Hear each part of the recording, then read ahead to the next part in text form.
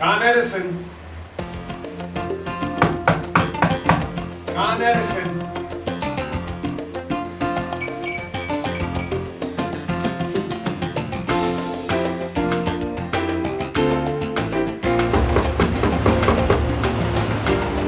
Con Edison. Unfortunately, we're not always able to reach our customers and read our meters. When this happens, we have to base our billing on previous energy consumption. This creates what is known as an estimated bill.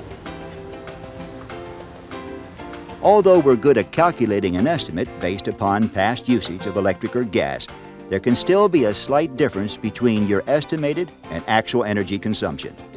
That's because everyone's energy needs are different and may vary during certain time periods. This can sometimes result in a slight overcharge or undercharge on your estimated bill. Obviously, this is a situation we'd all like to avoid, if at all possible. Well, thankfully, there is a way.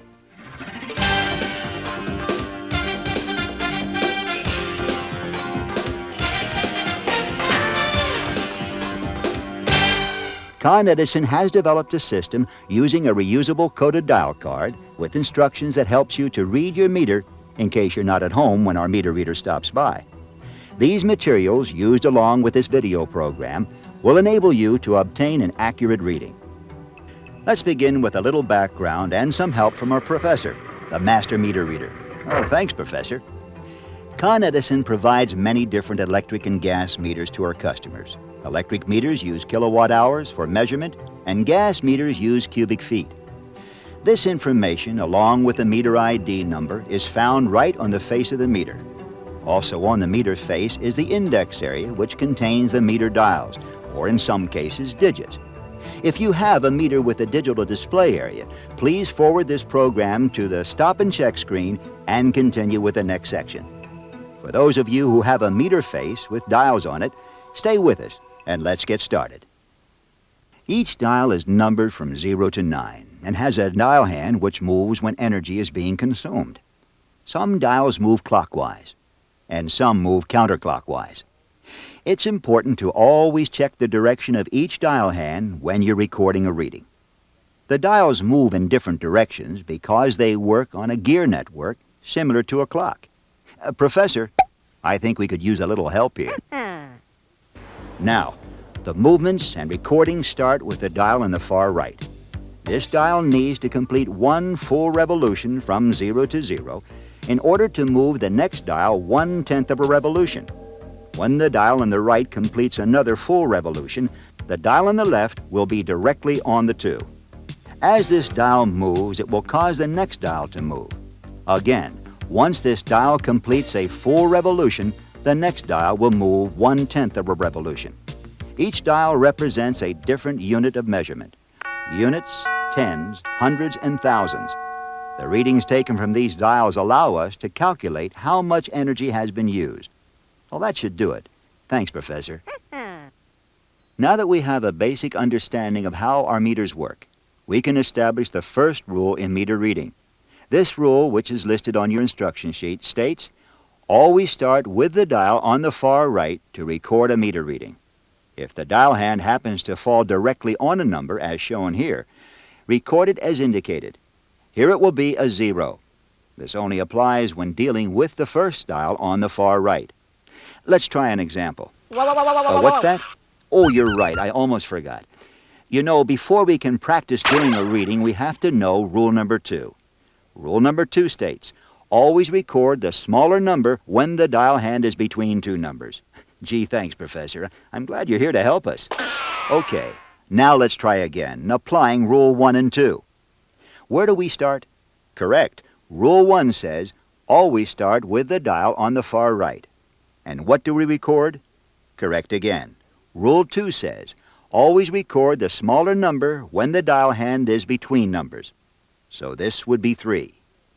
Now, moving to our left, let's look at the next dial. The correct answer is 8. Why?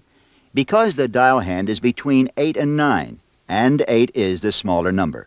Remember to check which way the dial hand is moving before you record your answer. Let's keep going. Now the next dial is read as 6, and the last dial is read as 7. The correct reading is 7683. Let's take a few seconds and try another example.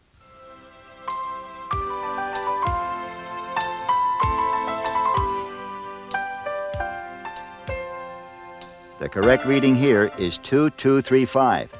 If you're having trouble with this one, make sure you start with the dial on the far right and record the smaller number whenever the dial hand is between two numbers. Let's move on to one more example. What happens in this situation? That's right. We start on the far right and record the smaller number, which is 4. Then 9. Then, whoa, wait a minute. This hand is directly on a number. This brings us to the third rule for meter reading. Professor, you're on again. When a dial hand appears to lie directly on a number, we need to take information from the dial on its right in order to read the dial. Now, the dial on the right is just past the 9 and hasn't made a complete revolution yet. That means that this dial hand on the left has not passed the 8 yet and should be read as 7. Rule 3 on your instruction sheet breaks down this theory into two parts, A and B, for easier application. You'll need to refer to this sheet whenever you see a dial hand directly on a number and apply Rule 3A and 3B to determine the reading. Let's take a closer look at the dial on the right and how it relates to Rule 3. If the dial hand on the right is between 0 and 4, apply Rule A to the dial on the left. Rule A says to record as the hand indicates. If the dial hand is between 7 and 0, apply Rule B, which says to record one less than the hand indicates. Now let's try one using all three rules on your instruction sheet. What is the correct reading? Remember, Rule 1 says always start on the far right and read right to left. Rule 2 says always take the smaller number if the dial hand is between numbers. And Rule 3 says if the dial hand is lying directly on a number, the dial to the right will determine its reading. Apply the correct part of Rule 3. The correct reading is 3919. Okay, let's review our procedure. Starting on the far right, the first dial is between 9 and 0, so we record 9. The next dial is on the 2, so we need to apply Rule 3 and look at the dial on its right. This hand is between 7 and 0, so we record one less than the hand indicates, which is 1. The next dial is between numbers. Remember to check which way the hand is going and record the smaller number. Here it is 9. The next dial appears to be on the 4, so we apply Rule 3 and look at the dial on the right. This dial hand is between 7 and 0, so we record one less than the hand indicates, which is 3. If there's any portion of this procedure that you're having trouble understanding, just replay the section of this tape that begins with Rule 1. Use your instruction sheet as a reference guide. When you are ready, continue with the program. For those of you who are ready to take a reading, you will need to gather the following information from your meter.